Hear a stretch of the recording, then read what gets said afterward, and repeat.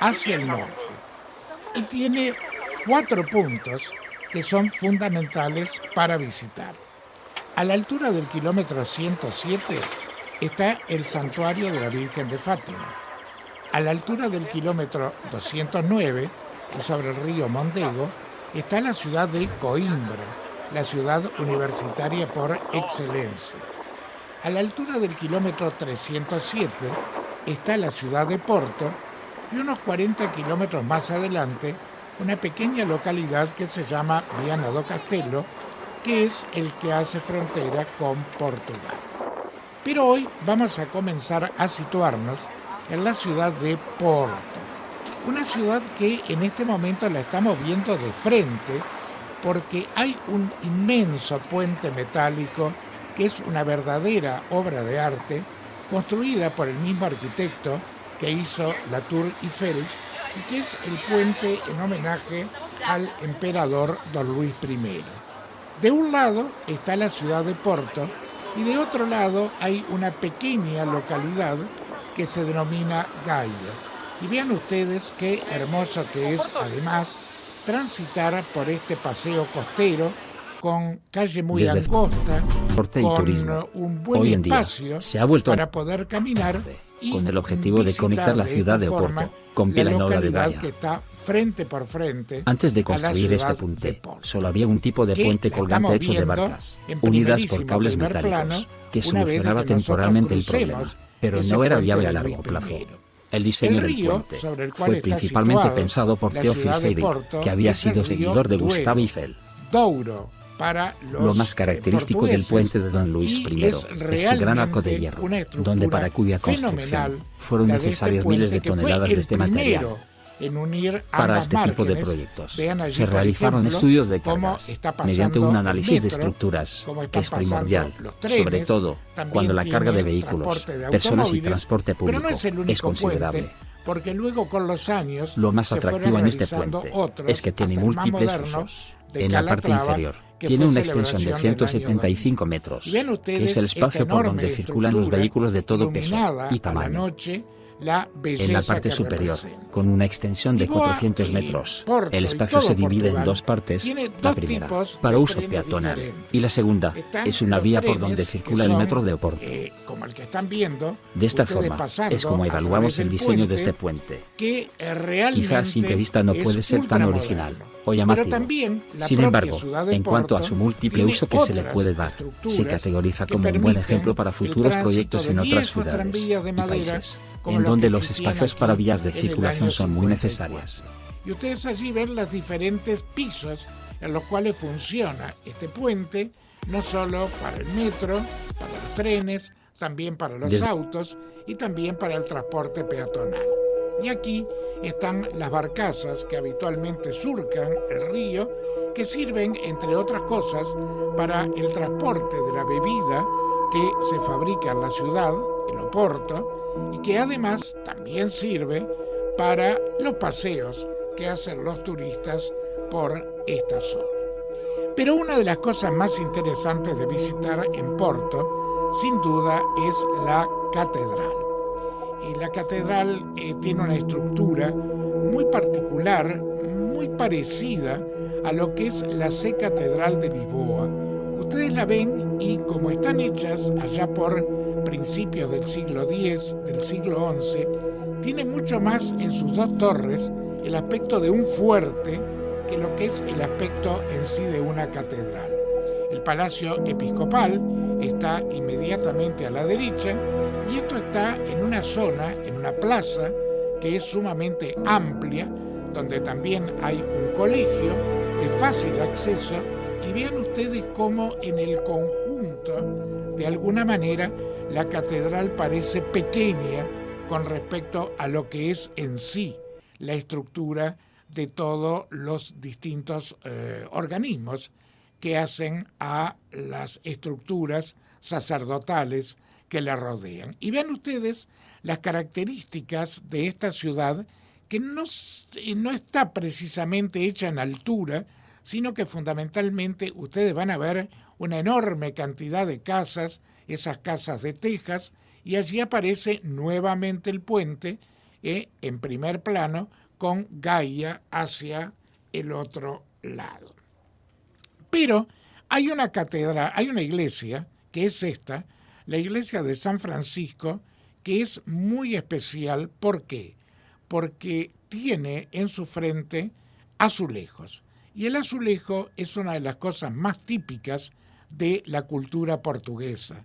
Uno se da cuenta enseguida de que entra a Portugal cuando ve justamente la cantidad y la profusión de estructuras que están hechas en base a azulejos. Y ustedes ven allí otras vistas generales de no solo lo que es esta iglesia de San Francisco, sino también cómo se va dando. Ella está en una especie de altura con respecto al río. Realmente es una estructura muy, muy hermosa. Subir esas escaleras permiten además tener vistas espectaculares, y allí ustedes ven lo que es el altar mayor, que no es un altar recargado, pero que es un altar muy, pero muy bonito, con una estructura superior, donde corresponde a la cúpula de la misma. Pero aunque parezca mentira, en Porto hay un lugar que no se puede dejar de visitar y que curiosamente se deja visitar, que es la Bolsa de Comercio. Una vez visitada la catedral, una vez visitada esta iglesia, nos tenemos que dirigir hacia la parte alta de la ciudad, ver la belleza de las imágenes, los relieves que tienen sus paredes, la orientación allí a través del croquis de cómo uno se debe desplazar. Y en la parte alta de la ciudad aparece este mirador excepcional, que es la llamada Torre de los Canónigos. Hay que pagar una entrada y se puede entrar a esta torre. Por supuesto, la primera vez que yo fui a Lisboa, allá por el año 1987, no tenía siquiera todavía 50 años, con lo cual, para mí, subir esta escalera, que tiene unos 164 escalones, era algo muy, pero muy significativo. Y no solo permite disfrutar de la iglesia por dentro, que es maravillosa, sino que tiene este espectacular mirador del cual se divisa absolutamente toda la ciudad. Entonces, cada uno de esos rinconcitos que van quedando entre sus pilares, de alguna manera, permiten visualizar el entorno total de la ciudad, del río, de su puente, de su catedral, de la plaza donde está la gobernación y de todos estos techitos a dos aguas, la gran mayoría, que realmente son sumamente hermosos y que le dan un color muy especial a la ciudad. Pero decía que uno de los lugares que no se puede dejar de visitar y que curiosamente permiten entrar es la Bolsa de Comercio. ¿Por qué? Porque en la Bolsa de Comercio tiene un atractivo especial su estructura interior y el artesonado de su techo, que es realmente maravilloso, y que comparte una cantidad de escudos que corresponde a cada una de las zonas en que está dividida el país. Allí está la bandera portuguesa con sus colores característicos y lo que son los distintos escudos de armas, escudos de provincias, de lo que es esta techumbre que realmente vale la pena recorrer. Pero los lugares para visitar en Porto son insólitos, porque, por ejemplo, a casi nadie se le ocurriría, salvo en Nueva York, visitar una estación de trenes, por ejemplo. Sin embargo, la estación de trenes de San Benito, que es la estación central de trenes de Porto, tiene una estructura arquitectónica muy especial y tiene además trozos de la historia de Portugal. Y entonces este lugar se transforma, ustedes ven el aspecto adusto, el aspecto típico de la entrada de una estación de trenes, pero vean cómo la historia portuguesa está relatada en lo que yo le decía, en cerámica. La cerámica portuguesa, que es tan, pero tan espectacular, bueno, uno va recorriendo las distintas paredes y la historia del país está representada en estas magníficas losas cerámicas que corresponden a Portugal. Así que vean ustedes que hasta la estación de trenes resulta un lugar atractivo para visitar aquí en Porto. Hoy les había mostrado también el paseo marítimo. ¿Por qué?